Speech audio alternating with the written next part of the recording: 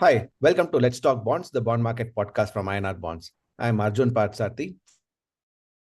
And in this podcast, we are joined by a very special guest, a person whom I've known for a very long time, a veteran of bond markets, and who's been one of the best commentators whenever I need to know anything about what's happening in the bond market. I go to him. He is Gopal Tripathi. He's the treasurer of Jana Small Finance Bank, and he's had a wide amount of experience in government bond markets. He's been an underwriter for government bonds, working with Royal Bank of Scotland, RBS. He's also had experience with bond trading in HDFC Bank and many other and across the bond markets. He's been present. And Gopal comes with a huge amount of experience, first-hand knowledge of how the bond market is working, what's happening with the bond yields, where is interest rates headed. Apart from managing the full book of Jana, he needs to make sure that everything is fine with the treasury operations, making the best out of the funds they have, the whole host. And he's worked in currency markets as well. And he's got this is first-hand experience. So welcome, Gopal, and thanks for coming on to Let's Talk Bonds. Hi Arjun, thanks for kind words and let's proceed. Thank you, Gopal. And in this podcast, the topic is a little suggestive in the sense that the topic is, will the Fed and RBI have to resort to QE, which is quantitative easing? And the reason is, the background for this is the fact that there was a time, just in the last 5 years, the bond markets have gone through a huge tumultuous phase, right? From COVID levels, which was Fed had cut rates to 0%, RBI had cut rates to 4%, and then suddenly once the markets and the inflation started to rise, there was a very sharp reactions by the central banks, both the Fed and RBI and across the globe, in terms of trying to contain inflation. So they have dealt with huge amount of volatility in the last 5 years. And hence, to a very large extent, in the current scenario, where there's been some semblance of stability in inflation, but there is a hesitancy in the central banks to actually really address any problems they have. And what we are seeing currently, if Gopal will correct me, is both the Fed and RBI have a problem of demand for the government bonds. And I'll let Gopal take over from here. Gopal, am I right in saying that, is this a problem? Yeah, you're right, Arjun, because the kind of bond supply we have seen globally and even in context of our country is quite high. Particularly after COVID, the supply has gone significantly up. And when the growth was not returning during the COVID period, the demand of the bonds were there. And once the central banks started raising the rates, then the rates also become lucrative. So that also pull on for or compensated for the demand against the higher supply in first 2 years. But now we are those demands are being tapering off, but the fiscal deficit or the supply of bonds have not gone down. And we are also looking at a scenario globally that the economic tightening is quite apparent if you look at that from the perspective of growth and inflation dynamics. So some support is likely to come from the central banks for sure, and that is where we see that there may be some support in terms of creating demand for bonds, and that will come directly from the central bank. That is what we feel.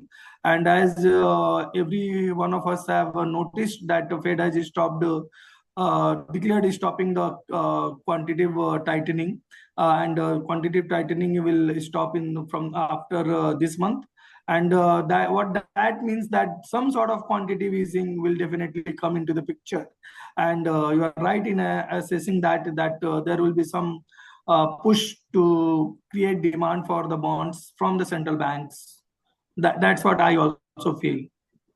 Sure, Gopal. Actually, today is when RBI is meeting all the bond market participants, right? The key participants in the bond market to address issues of demand and liquidity, especially after cancellation of last week's one of the auctions. So, what do you read of this? I mean, what do you expect from this meeting, and why the RBI has called this meeting? Can you have views on that? So, see, based on my handling of PD business in my erstwhile role in HDFC Bank and Royal Bank of Scotland, these meetings are quite regular in a sense. RBI keep meeting the market participants, and they do meet in a special way when there is some sort of movement which is not as per what regulator think or what market participants are also disturbed about. So I think this demand dynamics in Indian bond market, and particularly the way longer end of the curve has reacted, and the spread vis-a-vis overnight rates. If you look at the spread of 30-year bond and above, and then overnight rates, that has gone quite high. So I think in that backdrop, this meeting will be there. Since we are not part of that meeting, I don't have much concrete idea about that, but this is what I guess, that the meeting is all about the higher risk spread of the longer tenor bonds, as well as discussing the demand supply dynamics in Indian bond market. Yes. So, I mean, you handle the PD operations. So, in this case, when there is, demand, lack of demand, especially in the long bonds, and the underwriting, then there is a risk of the risk of underwriting is definitely higher, isn't it? So, in that sense, that then there would have been some kind of RBI would have devolved auctions onto the primary dealers, which could hurt their PNL, etc. So, I mean, is that a fear as well at the market level in terms of underwriting is also not going through? See, if you look at the underwriting auctions and the cutoff at which they are getting subscribed to, there is no such fear of devolvement as of now, because the underwriting commissions are pretty benign. If you look at it, we have seen Right. underwriting commissions in the stressed market scenario in upwards of 50 paisa or even 1 rupee. But currently, it's very benign, less than 1.5 paisa for most of the tenor. So that is not getting reflected in the underwriting auction, which we are seeing on every Friday. But the reason which I feel that the general rates trajectory has not reacted the way monetary easing has happened. The liability market, or if you look at the deposit, etc., they have get priced adequately. But the bonds curves after initial pricing has reversed most of the gains. So I think that is what the discussion point here is. The demand of bonds is not to the extent what it should be, but the risk of devolvement is not that high. That also I must underline here. Fair enough. Yeah. Actually, that's a very good point. Our listeners should know that, there is no risk of the underwritings not going through and the bond auctions not going through. It's only the RBI is trying to signal that by canceling an auction that they don't want bids at higher yields, right? But having said that, Gopal, now earlier, the 30-year, 40-year, 50-year, even 15-year bond were very largely, almost pre-sold to insurance companies and PFs. Now, is there a lack of demand from those segments as well? Yeah, so I think that is what it is reflecting, because the growth in insurance sector, particularly after 2020, was tremendous, and the longer end of the curve was getting taken care of by the insurance company, and a lot of strips were also being done where the demand of longer tenor bonds were there. But I think the change in the tax policy of insurance products, as well as some portfolio adjustment is being given, where higher percentage of equity allocation can be done by the insurance company. There are certain changes there as well. So that is also impacting the demand of the insurance company, and that is what reflecting in the higher spread on the longer end of the curve. And the supply also has gone significantly higher in this those tenor. If you look at, we are in market for nearly 2 decades or more, Arjun, you see that we have never seen bonds beyond 30 years getting so much supply. So supply also has come in an abundant way, and that is where the demand supply dynamics is getting a little bit impacted. Sure. I think RBI did some adjustments this second half borrowing calendar in that long end supply. Yeah, some 15,000, 16,000 odd crore adjustment has happened, which has shifted to the 5 to 10 year from the longer end of the curve. But if you look in the totality of the things, it's not a significant Yeah, it's adjustment not a as well. significant Yeah. number. Absolutely. Yes. I think they would need to really address this issue, especially because in the 10-year and others, there's enough trading interest for the bonds to go through. But at the long end, there is that if there's no cap demand, then there's a problem. Yeah, because other than the provident fund and insurance company, the longer end of the curve doesn't have any significant interest from the other market players, because it also impact their asset liability condition, etc. Because most of the liabilities are of shorter nature. So in that light, I think that particular part of the curve has to be taken care of by provident fund and insurance company, and what demands they have, that it directly impact the functioning of that. And in addition to that, I must mention that even the state governments have started coming with a very longer tenor supply. Earlier, most of the state governments were used to confine themselves 20-year or below, but now they are also coming with the supply of 30-year, 25-year, 30-year paper. Because earlier, most of the state development loans were coming in 10-year, if you remember. Yes. But now even they are coming with a high duration paper, and that also adding to the overall supply in the market on the longer end of the curve. Right. Gopal, now with this, how's the FI demand? There was a lot of noise last year when India was included in the MSCI index and the global bond indices. But how is the demand in the current juncture? Is there enough demand from foreign FPIs looking to global bond indices? So see, when we got included in the indices, obviously whatever percentage is allocated against our country is to be taken. So that one-time demand did come, but after that, there will be a gradual pace of demand, because only the incremental flow will have certain percentage demand from the FPI side. Additional FPI demand has tapered off because of the rates, etc., have fallen substantially. But since last month, again, FPI has started coming in, and they have bought around 2 to 2.5 billion bonds odd. So some demand is coming when the rates have spiked. Okay. And that demand is in which part of the curve largely, Gopal, whichever So bonds are. if you look at the participation of the FPI in a FAR security, that largely remain in mid segment of the curve, Arjun. They really don't go to the longer end of the longer end of the curve. Fair enough. And in terms of liquidity, what's the sense now is because now there's been the CRR cut would have come into effect fully almost. And also, I think now with all the half year end and festive season over, so there should be some stability. But do you see any pressure on liquidity at this point of time, or you see the core liquidity is very strong? So core liquidity continue to be near 4 lakh crore. The 3.6 to 3.7 lakh crore is the precise estimate which we are getting if you include the government cash balances with them. And we have liquidity which has again come back to the system, because that keep moving between government and system depending on the tax flows. So around 4 lakh crore is the core liquidity, which is good enough. But as we are in election season, also we have this part of year is what we call busy season policy, busy season. So where the currency slippages, etc., are higher. So we think that from overall adequacy of a liquidity perspective, there may be some liquidity which may be required, particularly when RBI is slightly active on the INR side also. Because whenever RBI try to do something on the dollar side of it, the liquidity gets drained through that route also.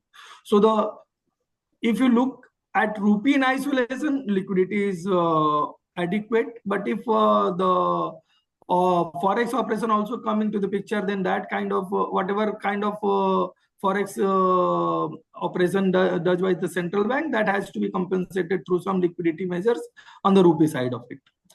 But Right. as we speak, liquidity conditions are okay.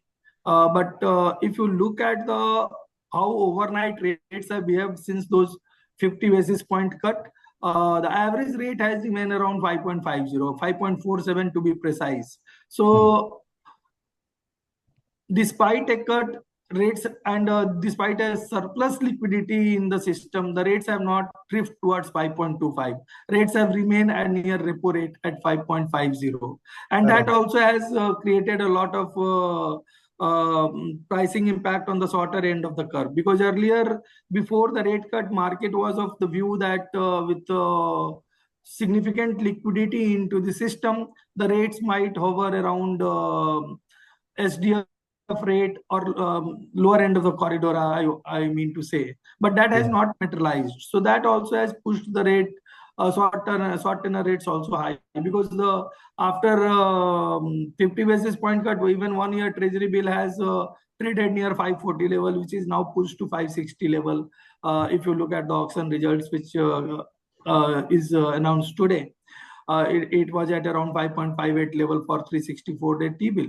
Hmm. So I think that if RBI is looking to ease the things out, the liquidity overhang needs to have some impact, then the overnight rate has to come somewhere near the SDF rate instead of repo rate, because that leaves money with the system, and then that nudges the people to create assets. Right. I think, I mean, is there any chance of doing something like an operation twist where they buy long ends and sell the short end? Is that So something? those switch keep happening. The switch RBI does that switch, but in that switch, RBI do the reverse. RBI buy the short tenor bonds and Ah, sell the longer tenor bonds. yeah. Now, to reverse that process, how that adjusts, because the problem is that then from where they will get the supply of shorter tenor bonds, because most of the shorter tenor bonds are being picked by them only.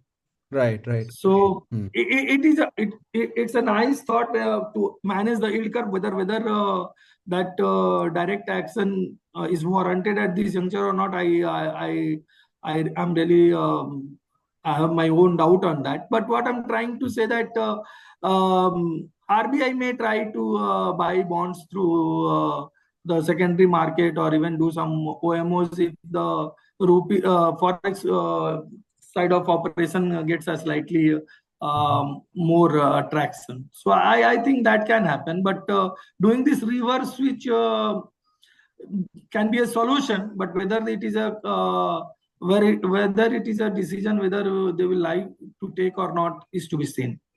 Fair enough, Gopal. And what are they doing on the FX now? I think they have definitely been drawing down on their forward, outstanding forward positions. But on the spot, I mean, I think they have been very selective, right? They have not been really trying to protect the rupee through through dollar sales. So what's your thoughts on RBI's forex activities?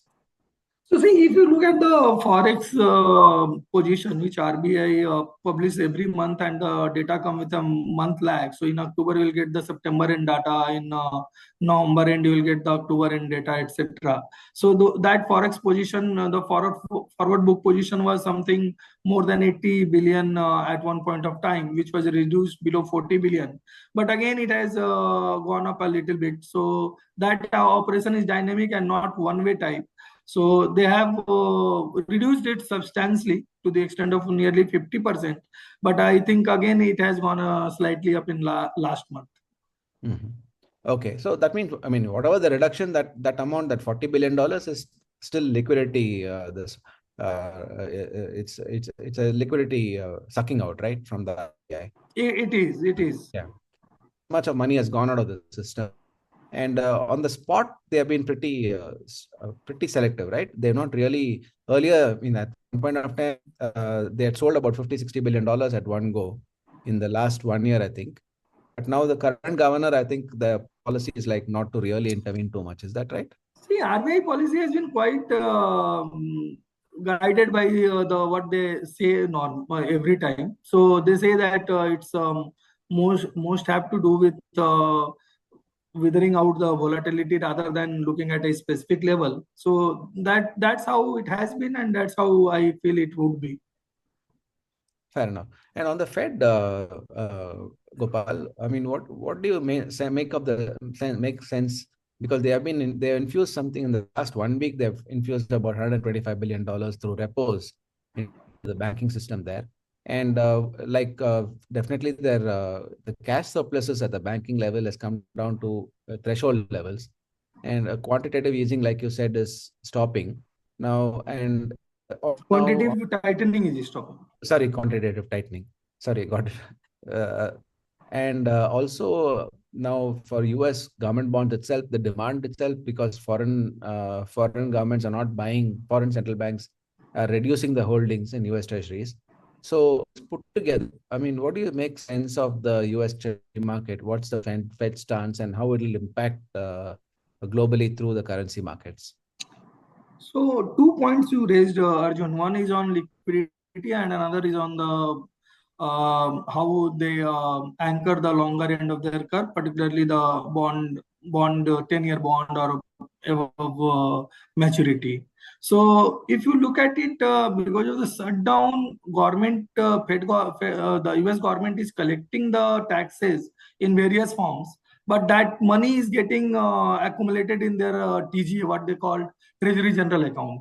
So those balances have reached nearly 1 trillion, around 957 billion to be precise. So that is also causing some sort of liquidity deficit in the system.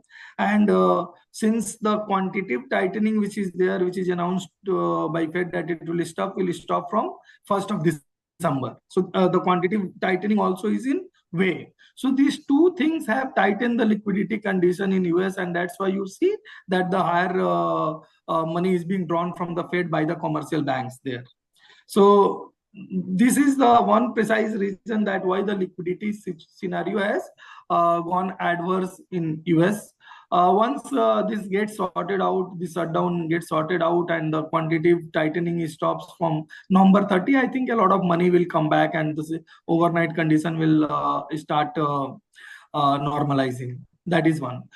On rate side, I think something they have to do, because the one thing, if you noticed in the Powell's address, he said that they will buy T-bills. So treasury bills means short-term paper, and that created a problem in the bond market, which was trading around 4% or below level. It jumped to 4.08 and 0.9, and now it is trading near 4.14 sort of level. So Powell said two things which was not being taken well by the market. One thing, that when Powell announced the policy, the pricing of December rate cut was 96%. And he did mention that, and he said that it's not on par for the course auction, or it's not guaranteed. And that pricing has dipped to less than 70%. So the December cut probability has reduced. And then Powell saying that he will buy T-bills, that also put cold water on the hopes that Fed may intervene on the longer end of the curve. Having said that, I think if the data suggests, if the data are looking softer, Fed may intervene on the longer end of the curve. But as of now, there is no significant indication on that, because if you look the ADP data, etc., suggests that the hiring and layoff are at similar level, and there is no significant weakening as such. And in that sense, all of us believe that when the rate hike started happening in the US, even in our country, the growth will fall, or growth will falter. Or most of the people were predicting a recession in 2025, but that has not materialized, right? So I think that what the threshold level at which they will try to control the yield curve is to be seen. Despite not being interest from the several nation towards US Treasury, it is still one of the most liquid assets. It's still one of the most sought after assets because of its positioning. So I think this threshold where Fed will try to control the yield curve is to be seen, because I think they have remained quite neutral between 4 to 4.5% type of things. So if this tariff thing settles down and that gives them a clarity on where the inflation is likely to be, then I think there may be some easing, and that itself will take care of the yield curve. But this uncertainty on tariff needs to be see through, because the estimate is that this tariff thing, since it has come into effect, has also pushed up inflation by around 50 basis point. Right. So once that settles down, then I think the if your inflation number come around 2.5, 2.5, 2.25, 2.5, then I think Fed will be in better position to guide the market, and market may take care of itself, or they may resume buying some longer end of the curve also. Because what Fed will do to keep, because see, once Fed say that they are not in quantitative tightening mode, they have to grow their balance sheet by the nominal GDP of the US, which is somewhere between 4 to 5%. So that 4 to 5%, since they are not doing quantitative easing, the mortgage-backed security which Fed hold will start maturing, and that will be replaced by the Treasury bills. US Treasury, right? So if they want to have a higher duration or longer end of the security, they can do that. So because they have to keep notionally growing their balance sheet also in tandem with the nominal growth of US. That's how it will work out. So that's why there is some positive thing on that front. But what rate at what rate they will be actively trying to impact the yield curve, I think this 25, 30, 25, 50 basis point, they will see it through. Fair enough. So let me summarize, Gopal. Your insights have been so valuable. One is on the liquidity front across globally and in the US and in India, the core liquidity is still very strong, right? It's both in the US, it's temporary in terms of because of the shutdown and the QT that's going to ease off by end of this month. In India too, I mean, the core liquidity is still around closer to 3.5 lakh crores rupees. And uh, there could be dips here and there because of government cash balances and also maybe RBI's foreign exchange operations, but not significantly. The second is that in terms of growth, there is no recession that is seen. Stock markets are all-time highs. You can claim that overvaluation, but whatever people to say, they are all-time highs. The Fed does look at and the RBI does look at the way markets are behaving, and they are behaving very reasonably in terms of at least they're not. There is no sense that there is any kind of a lower market levels and etc. at this point of time.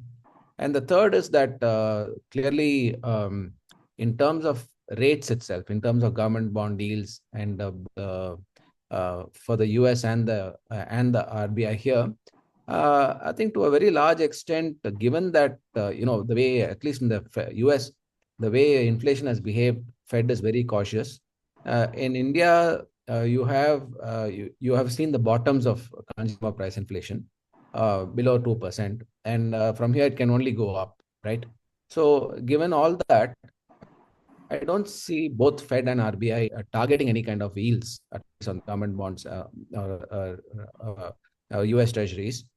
Also on the fact that but the RBI is only trying to see how they can try to get some confidence back into the market by canceling an auction if they felt the bids were too high. But that isn't any kind of a signal on their own sense of where the yields should trade at. I think they're content with letting the market trade the yields. So at this point of time, I think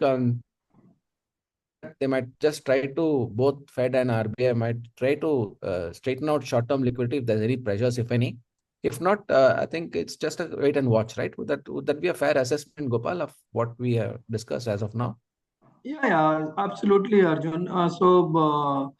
What you have summarized it quite well, and I don't think that any central banks wants to interfere in the market or all of them are believer in free market. If some excesses happen somewhere, it is their responsibility, or it is rather their obligation also to come and intervene there. So that's what keep happening. Otherwise, I think it's a quite par for the course, and they are quite all central banks are handling it quite in quite mature way. Okay, so just to last the last point here is at 6.5, say 6.45, 6.5 for the 10-year sec. Where's the sense, Gopal? I mean, what's the directional sense? Status quo, slightly down, slightly up, trading range, etc. See, Arjun, I think that there is some space which is being created because of benign inflation. The headline numbers are likely to be below 1% this month, and then it will be seen that where they go from here. The inflation has largely been, if you look at the core inflation, that is slightly high because it is around 4.6, 4.6. It's quite sticky at that, but that has happened largely because of the commodity prices and housing market. Uh, so if I see minimum 25 basis point cut is there, in there is a likelihood of another 25 may also be coming. So I think if you look at overnight rate of 5%, and even if liquidity or RBI wants to keep it near repo rate, that will be at around 5% or 5.25. So average rate become around 5.15. On that, you can add around 120, 130 basis points. So it become around 630, 635. So the base case scenario for 10-year looks at around 625, 630. On higher side, it can move at around 670, 675. So this is the range where I see it will play, depending on the demand supply dynamics, and then the intra-month or intra-quarter volatility on the crude prices, dollar rupee rate, etc. So this is the broad range I see, Arjun, on the 10-year bond. From 650, it looks quite binary from here, from risk reward perspective. But since the rate cut and inflation number, etc., are there, and the growth is likely to having a lower trajectory than what we have seen in the last few quarters, I think the chances of going to the lower end of it is more than it to go on the higher end of my range. Fair enough. So, Gopal, what you're saying is effectively RBI, in their previous policies, they have said that they have withdrawn accommodative policies. So basically, they're neutral now. So if they have to cut rates, would they signal more benign policy and then do it in the next, say, February policy? Or you think they could, quickly turn around and say they'll cut See, 25 I basis? think if the rate, if the space for rate cut is only 50 basis point, the change in stance may not be warranted. They can cut rate in neutral stance as well. Regarding timing of, if they don't have to cut in December policy, as you rightly said, that they may change the stance and then go for cut in subsequent policy of Feb or April. The one thing which is there in between is the budget. So whether they want to have a look on budget and then proceed for a cut, or whether they want to give 25 basis point and see where it goes, is to be seen. But my sense is that first 25 they may see, they may give keeping the stance neutral, and another 25 also may come with stance neutral, and then if you read the after the this monetary policy framework has come, the neutral stance remain for quite long time. It remains for there for a 12 to 14 quarter sort of period. So I think the cut or hike can happens in neutral stance. So I feel that we may not have a stance change, and we may have a two cuts coming in two separate policy. That is what I feel. One cut is I see as imminent, and my take is that in December it may come. Okay, so that's very interesting, and hopefully it'll happen. And things. It's just a signal that RBI is definitely supporting growth in the economy, and they believe that inflation is pretty much stable, so that they can affect this rate cuts. Thanks, Gopal, and I mean, it's a complete pleasure to get your views. As I always, I mean, it's such a lucid and very absolutely coming from your experience as well. So a lot of takeaways for our listeners here, and thank you very much for taking your time and coming on the podcast. And hopefully, we can do more podcasts together. Just for the listeners of INR Bonds podcast, Let's Talk Bonds is a bond market series where we talk about all the whatever is happening in the bonds and credit markets across the globe and in India. And INR Bonds itself is a SEBI registered stockbroker and an online bond platform provider. We enable buying and selling of corporate bonds and other bonds in the listed securities. Now, investors can log in and can sign up and start buying and selling bonds on the platform. And as a risk warning, corporate bonds do carry liquidity risk, interest rate risk, and default risk. Liquidity risk when the impact cost of buying and selling is high. Interest rate risk is prices can go up and down, and default risk is corporate bonds can default. Investors have to be aware of all these risks before investing in bonds. Thank you very much for listening in. Thank you, Gopal, and thanks really for your time for coming and taking time off and giving us our views on Let's Talk Bonds. Thank you, Arjun, and thanks for the opportunity. Thanks to your team as well, and we'll look forward to have more such conversation in future. Thank you very much.